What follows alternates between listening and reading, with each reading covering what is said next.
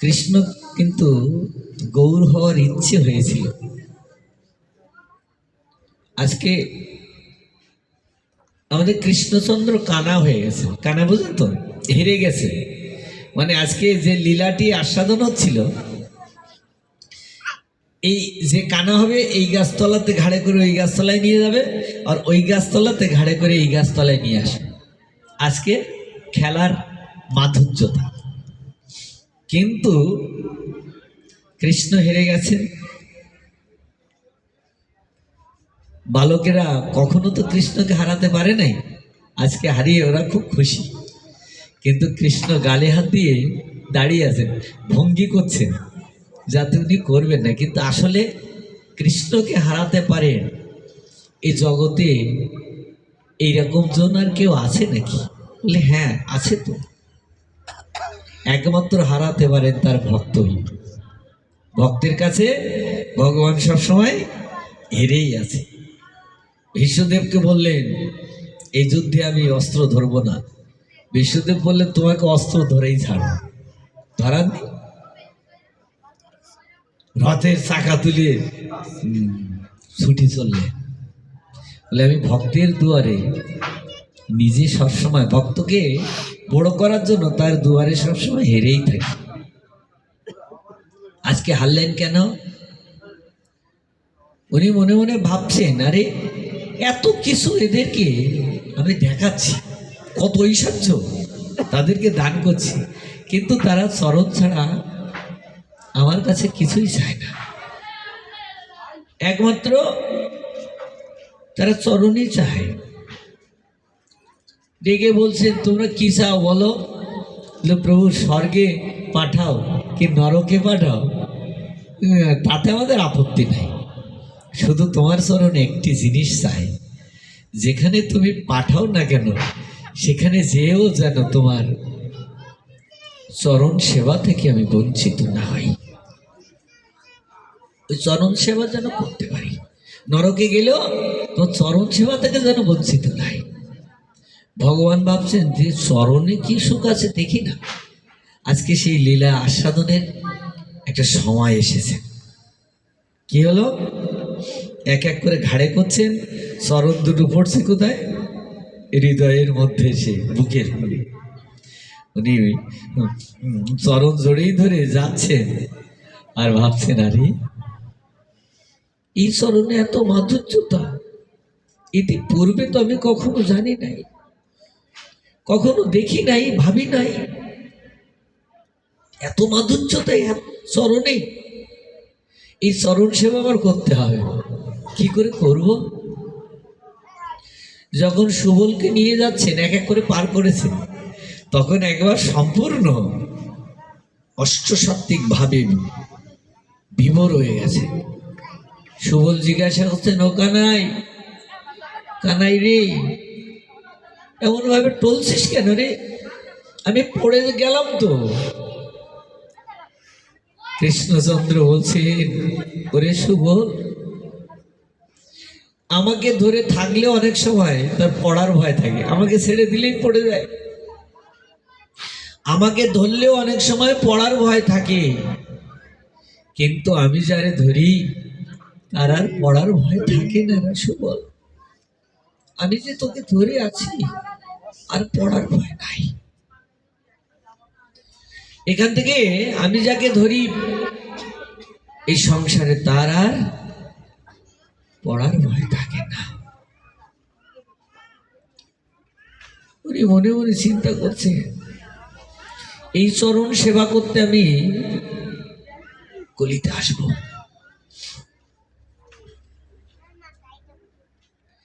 এই ব্রজের এই মাধুর্যতার মনে করেই তিনি গৌর হয়েছে। এত মাধুর্যতা থেকেও মহাপ্রভু এখানে থেমে থাকেননি। প্রভু কহে ইহু তো আগে কহ আরো বলো। রায় কহে বাৎসল্য প্রেম সর্বসত্বসার। বাৎসল্য প্রেমের ওপরে এই সংসারে আর প্রেম নাই। বলে বাদশাল্য প্রেমের মধ্যে ঐশ্বর্য দেখায় নেই? যারা ব্রহ্মাণ্ড ঘাটে গেছেন তো দাদা, ব্রহ্মাণ্ড ঘাটে মাটি খাচ্ছেন ভগবান, মা এসে কান ধরছেন, এই বেটা, মার কাছে কেঁদে কাঁদছে, গাল যখন হা করেছে বিশ্ব ব্রহ্মাণ্ড ওই গালের মধ্যে দেখতে পাচ্ছে। মা ভাবছেন আরে এই অলৌকিক দর্শন কোথা থেকে এলো? নিশ্চয়ই কংসের কোনো অনুচর ভর করেছে আমার এই গোপালের উপরে। শ্রী বিষ্ণু নাম করছে, নারায়ণ নাম করছে, হে প্রভু তুমি আমার গোপালকে বাঁচাও, তুমি আমার গোপালকে বাঁচাও। উদ্ধব এলেন ব্রজ থেকে, ব্রজ মানে উদ্ধব এলেন মথুরা থেকে ব্রজ দর্শনে, ব্রজ দর্শনে এলেন, তার একটি বাসনা নিয়ে আসছেন যে আমাকে দেখে আমি তো ভগবানের মতো দেখতে, বাসুদেবের মতো দেখতে। আর এতদিন তার একটা বোধ ছিল যে গোবিন্দ ব্রজধামের ওদেরকে, ওদের জন্য এত কাঁদে, ওদের জন্য ওদের কাছে কি আছে গো? বলে লেখা জানে না, পড়া জানে না, কিছু জানে না, ওদের জন্য এত। আর আমি চায়ের বিয়ে তো আমার কণ্ঠস্থ, বৃহস্পতির পুত্র, সামান্য নয় উদ্ভব। এবং আমি ভগবানের ওই প্রসাদী কাপড়টাই পরে, আর ভগবান খেয়ে অবশিষ্ট প্রসাদ উদ্ধব খায়। স্বরূপ লাভ করেছেন, ভগবানের সমরূপ লাভ করেছেন তিনি। তার বাসনা হচ্ছে এত জ্ঞান, দেখে আসি তো ওরা কেমন ভক্ত, দেখে আসি। গোবিন্দের কাছ থেকে রথখানাও নিলেন, আসছে, কিন্তু উনি আগে বুঝে নাই যে আমার ব্রজে যেতে গেলে এরকম সুন্দর ঐশ্বর্যময় পোশাক পাতি ওখানে চলে না।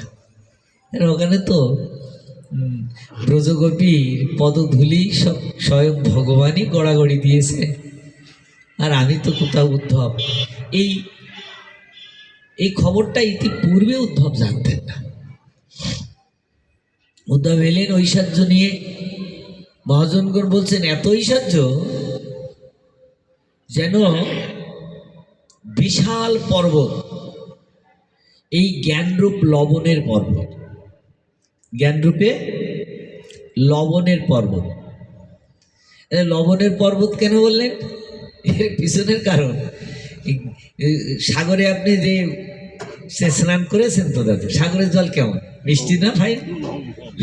কত লবণ তাও বলেন, মানে এত কঠিন লবণ বাবা, চোখ মুখও চালা করে, একটা ঢুক দিয়ে উঠবে মনে হয় যেন গায়েও লবণ জড়িয়ে গেছে, এত কঠিন লবণ। এক সময় রামকৃষ্ণ ঠাকুর ওই ঈশ্বরচন্দ্র বিদ্যাসাগরকে দেখতে গেছেন, উনি আবার যাত্রা দেখতে যেতেন, মহাপুরুষদের। ঈশ্বরচন্দ্র বিদ্যাসাগরের কাছে যেই বলছেন অনেক নদ নদী দর্শন করে এলাম, সাগরের কাছে এলাম। মানে উনি তো খুব ছোট্ট ছোট কথা বলতেন, অনেক নদ নদী দর্শন করে এবার সাগর দর্শন করতে এলাম। ঈশ্বরচন্দ্র বিদ্যাসাগর বলছেন ঠাকুর, সাগরে এসেছেন শুধু লবণ ছাড়া আর কিচ্ছু নাই, সাগরে লবণ ছাড়া মিষ্টতা নাই। জ্ঞানরূপ, জ্ঞানকে নিম ফলের সঙ্গে তুলনা করেছে, জ্ঞান নিম্ব ফল, মানে অরসজ্ঞ কাক চষে জ্ঞান নিম্ব ফলে, আর রসজ্ঞ কোকিল খায় প্রেম আম্রমুকুলে। তো ঠিক তেমনি উনি যে ঐশ্বর্য নিয়ে এসছেন, জ্ঞান নিয়ে এসেছেন ব্রজে, ভাবলো আমাকে দেখে সবাই কৃষ্ণ ভেবে পূজা করতে থাকে, কারণ ওরা তো লেখাপড়া জানে না।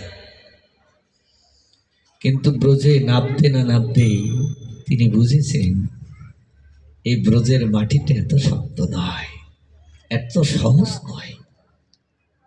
ব্রজভূমি